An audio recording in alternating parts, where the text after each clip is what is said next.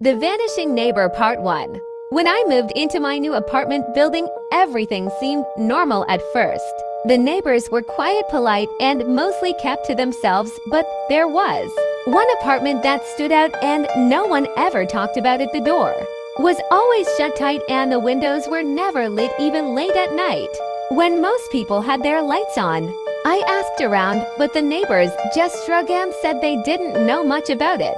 I tried to find out more from the landlord, but he was always vague and avoided my questions.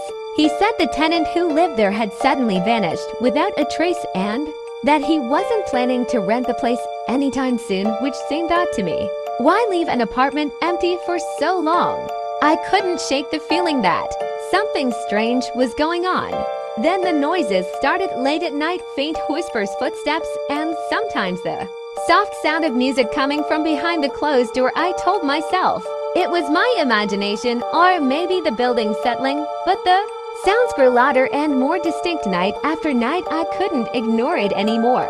One cold evening, as I was walking home from work, I noticed a flickering light coming from the apartment.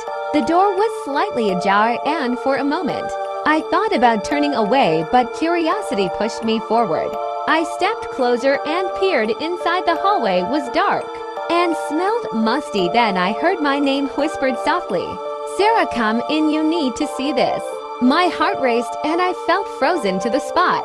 I wanted to run, but my feet wouldn't move. The voice whispered again, "Sarah, don't be afraid, just come in." And suddenly the door creaked open wider, inviting me inside.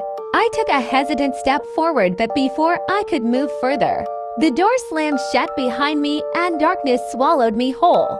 I tried to call out, but my voice was gone.